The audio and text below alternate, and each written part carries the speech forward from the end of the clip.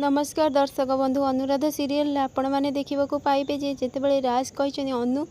कुह मते कौन कहवाक चाहूच कुह मते अनु तो अनु कहते हाँ राज बाबू मु आपण को किसी कहवाक चाहूँगी आपण सब पूर्व कथा भूली जाइछंती एक्सीडेंट पर मुझे सब कथा कहवाक चाहूँगी तो ठीक से राज कहते कौन मोर कौन किसी मन नहीं मु सब किसी भूली जाइए अनु कुह कौन कहवाक चाहूच तुम ठीक से रिया आसी कहते राज तुम ये कौन करुछ अनु होचंदी जड़े घर सामान्य नर्स आ तमें नर्स माने सी ए कौन कहे एमती केमी कौन मन थी जे तुमर पूर्व कथा सब तुम कौन भूली जाइछ कौन मन रखीच सी केम जानवे तो रिया कहते जमती एमती तो ठीक से आनिशा कहते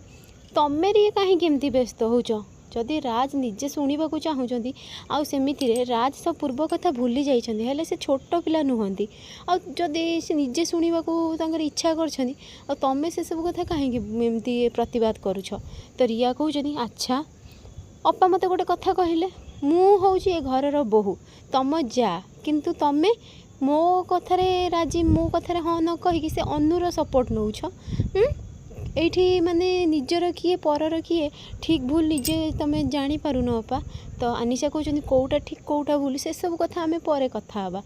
एबे राज जहाँ शुणा चेष्टा कर कथा एबे अनु कहे तो राज कहते हाँ रिया भल हम कि तुम टे चुप रुह मु अनु को किसी पचार अनु कहते हाँ राज बाबू ए सबू है केवल रिया जिद लगी आपण ए घर छाड़ी पलैथिले आपणकर एक्सीडेंट है एक्सीडेंट पर ए घर को जिते आप फेरिले आपणकर पूर्व कथा किसी भी मन नाला आपण देह असुस्थ हो लगी आम समस्ते चुप रही आउ ए सब कथा आपण लुचेलु तो ठीक से रिया कहते अच्छा राज असुस्थ हो बोलिकी तुम ये सब कथा लुचेल किंतु एबे राज कौन सुस्थ हो सारे एबे जदि पुणी शुणिला परे मो स्वामी जदि असुस्थ हो ताहले एबे तुम कौन पई कहूच सब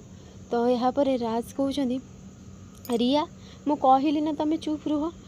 गायत्री कहते हाँ रिया तू टिके चुप रह कारण राज एबे शुणा चेष्टा करिछि आ शुणा चाहूँगी तेणु अनु को कहवाक दे तो अनु तापर सब कथा कही अनु कहते राज बाबू आपड़ पचार ना मते मुझे घर को केबे आसी ए घर को मु माँ मत नहीं आसती आपण लगी तो यहाँ पर से भाविक लगी कही गायत्री कही कि मु हूँ ये सहरर विशिष्ट शिल्पपति युवराज महापात्र माँ तो यहाँ पर भीतर को लेकिन आसते अनु को से घर को लेकिन आसते अनु कहते धीरे धीरे समय क्रमे आम दुहें दुहीं को भल पाई बसते आपण मते पसंद करुले मुझे को पसंद करी तो यहाँ पर आम पसंद देखिकी समस्त सहमति आमर बाहाघर है आउ आमे बहुत खुशी थिले गोटे सुंदर संसार गढ़ापी चेष्टा करथिले ठीक सेतिकी बेले रियांकर एंट्री है तापर से सब कथा कहउचंदी केमिति तांको बाहाघर बेले से जेल जाइथिले आउ जेल रु से आसिला परे पुणी से माने निजर गोटे भल सुंदर संसार गढ़िबे बोली जेमती स्वप्न देखुथिले ठीक सेति बेले रिया आसी तांको स्वप्न को छरखार करदेले